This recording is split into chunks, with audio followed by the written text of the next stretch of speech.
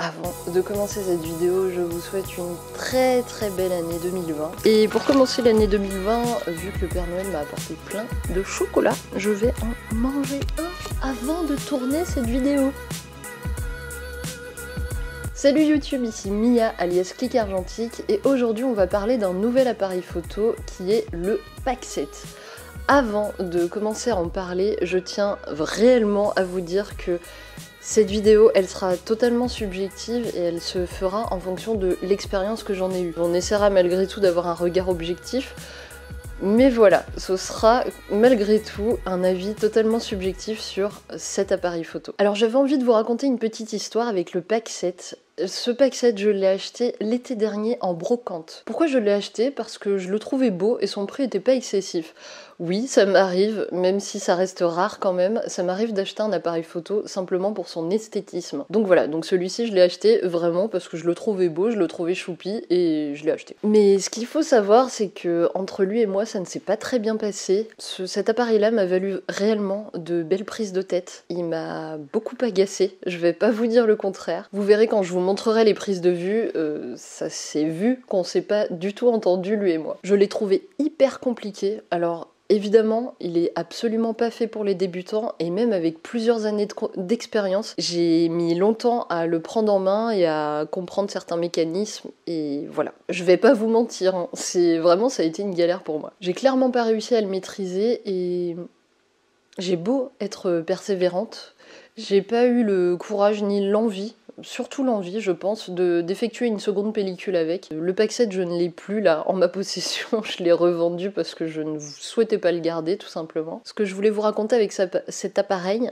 c'est que quand le lien ne se fait pas, moi je fonctionne vraiment beaucoup avec le lien, avec l'appareil, même si ça reste un objet, ce n'est qu'un objet. Si je n'arrive pas à faire le lien avec, comme je l'évoquais pour le Hasselblad 503CX, où là ça m'a vraiment fait un lien comme la baguette magique d'Harry Potter, si le lien ne se fait pas, pour moi ça ne fonctionne pas et je ne peux pas faire de photos avec tel ou tel objet. Et là clairement le lien ne s'est pas fait avec le Pack7 et c'est pour ça que je ne l'ai pas gardé. Après, c'est mon fonctionnement à moi et mon fonctionnement personnel. Peut-être que d'autres photographes me diront bah non c'est bête ou alors ne fonctionne pas du tout de cette manière-là. C'était simplement pour vous expliquer un peu et aussi pour vous montrer que parfois on a beau avoir un bel appareil avoir un bel appareil et parfois ça ne fonctionne pas et on n'y arrive pas et c'est toujours dans cette volonté, comme les vlogs argentiques que j'ai pu vous montrer, les vlogs sur le tirage, c'est toujours, je fais cette vidéo aussi dans cette volonté de vous montrer que parfois je galère et que ça fonctionne pas quoi. Comme vous le savez et si vous connaissez la chaîne, lorsque j'acquiers un nouvel appareil photo, j'aime bien le tripoter dans tous les sens. Je fuis tout ce qui est mode d'emploi ou tuto photo. Je regarde d'abord par moi-même et je le manipule dans tous les sens pour essayer de comprendre, voir un peu comment il fonctionne. Et j'ai bien aimé le faire quand même avec le Pack7. Ce que j'ai aimé d'ailleurs dans le Pack7, c'est son système d'ouverture. Il s'ouvre par le dessous à l'aide d'une vis, d'une grosse vis. Et ensuite, une fois qu'on a dévissé cette vis, il y a tout un élément qui se détache. J'ai trouvé ça super classe, j'ai vraiment bien aimé. Et ce que j'ai aimé aussi, c'est qu'à l'intérieur de cette vis-là, il y a le pas de vis pour brancher, pour mettre un trépied dessus. Donc je trouvais ça assez ingénieux comme système. Donc une fois qu'on a inséré la pellicule et qu'on a bien refermé le capot et la vis, on peut partir à l'aventure et faire de belles photos. Sur cet appareil photo, il y a absolument tout qui se joue sur l'objectif, même le déclenchement. C'est-à-dire que sur l'objectif, vous allez avoir la focale, vous allez avoir la vitesse, vous allez avoir la distance, donc la distance du sujet que vous souhaitez prendre en photo, et vous allez avoir tout ce qui est pose B et tout ça. Un truc, et je pense que c'est ce qui m'a le plus agacé sur cet appareil-là, le truc le plus énervant, c'est que le système de focale bouge, ne reste pas fixe et bouge en même temps que lorsqu'on choisit la distance de l'objet qu'on veut prendre en photo. Donc la solution, et je l'ai découverte qu'après avoir fait toutes mes photos, la solution aurait été de d'abord déterminer la distance pour ensuite déterminer la focale. À cause de ce principe-là et de ce problème-là, j'ai pas mal de photos qui sont floues. Donc je vous montrerai mes merveilleuses photos floues. Cet appareil dispose vraisemblablement d'une cellule ou du moins d'un indicateur, si on est sur X ou sous X, je ne l'ai pas du tout compris. Mais vraiment, la pastille, donc il y a une pastille à l'intérieur de l'appareil. La pastille devenait rouge à certains moments, mais sincèrement, j'avais pas du tout confiance en ce principe-là et ce système-là. Par précaution, moi j'avais toujours pris ma cellule Gosen et je faisais mes réglages via ma cellule. Mais en théorie, on aurait pu essayer de s'en passer. Mais étant donné que c'était un appareil full manuel, moi je préférais réellement passer par ma cellule qui, elle, est certaine, que je sais, j'ai confiance en elle, c'est un objet que j'utilise très régulièrement. Donc voilà, par précaution, je suis passée par ma cellule, et mine de rien, j'ai pas eu énormément de surexposition ou de sous-exposition, donc c'est qu'elle est plutôt assez claire. Le Paxet Prontor SVS, donc le modèle que j'ai actuellement, il a été fabriqué et assemblé en Allemagne entre 1953 et 1958. D'après collectionappareil.fr, ce modèle, c'est un modèle qui a un télémètre qui est non couplé et actionné par la petite molette située à droite de la griffe du porte-accessoires. Il faudra attendre les modèles Super, donc ceux qui s'appellent Super Paxet, pour avoir le couplage. Qu'est-ce qu'un télémètre non couplé ? Un télémètre non couplé, c'est un télémètre où tu dois faire la mise au point dans le viseur et ensuite tu lis une valeur sur une échelle située sur la molette du télémètre. Par exemple, tu lis 10 mètres, il faut que tu reportes cette distance sur l'objectif et c'est seulement à ce moment-là que tu fais la mise au point. Mais en gros, quoi qu'il arrive, un télémètre qui est couplé ou non couplé, ils ont la même fonction, c'est-à-dire qu'ils t'aident à faire la mise au point.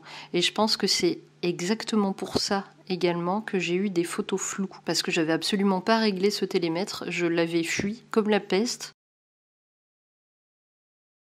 Une mise au point télémétrique, elle se base sur un instrument qui s'appelle le télémètre. Le télémètre, il sert à quoi ? Il permet de mesurer la distance entre l'appareil photo et le sujet sans qu'il soit nécessaire de se déplacer de l'un à l'autre. Par exemple, si vous êtes chez vous et que vous êtes dans votre fauteuil et que vous voulez prendre une photo d'un autre objet qui est dans votre pièce, le télémètre, il va faire le taf de calculer la distance entre vous, entre votre appareil et l'objet que vous voulez prendre en photo. En soi, cet appareil, je pense qu'il peut faire de très très belles photos. C'est juste que la personne qui l'a utilisé n'a réellement pas réussi à l'utiliser à bon escient. Mais cet appareil, je pense sincèrement qu'il peut faire vraiment des photos pas dégueu. J'en ai quelques-unes qui sont pas trop dégueu. J'ai mon scanner qui a merdé, mais elles sont pas trop dégueu. Moi, j'ai vraiment pas réussi à maîtriser la bête. Je pense qu'il aurait fallu, comme je l'ai dit, faire plusieurs pellicules avec, prendre le temps et tout ça, mais pour moi c'était pas pratique, notamment pour la rue, quand on fait des photos de rue ou des choses comme ça. En balade, à la rigueur, ça peut être maîtrisable, mais quand on fait des photos de rue, c'est trop prise de tête de devoir faire 36 000 réglages, sachant qu'en plus, comme je vous l'ai dit, la focale, elle arrêtait pas de bouger en même temps que la distance de l'objet qu'on voulait prendre. Enfin, c'était beaucoup trop complexe pour ce type de situation-là, en tout cas. Alors, pour rembobiner la pellicule, rien de plus simple, il faut garder le doigt appuyé sur le petit bouton sur lequel j'appuie. Il faut tirer la molette. Cette molette-là, il faut qu'elle soit tirée. Et ensuite, vous rembobinez toute votre pellicule. Mais il faut bien garder le doigt appuyé, sinon ça ne fonctionne pas. Dans la molette bloque si vous n'appuyez pas sur le bouton.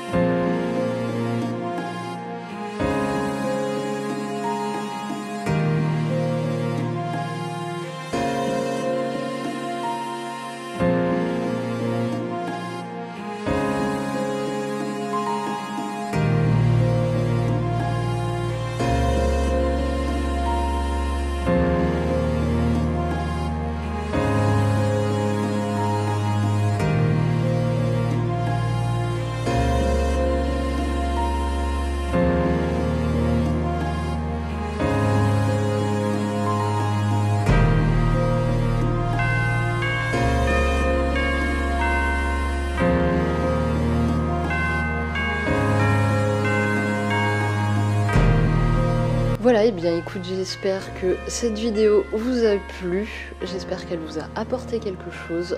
En attendant la semaine prochaine, n'hésitez pas à passer sur Utip ou à passer sur Tipeee si vous avez 1 € à donner pour la chaîne. Je mets des news assez régulièrement. Je vous dis donc à la semaine prochaine et en attendant, faites de belles photos.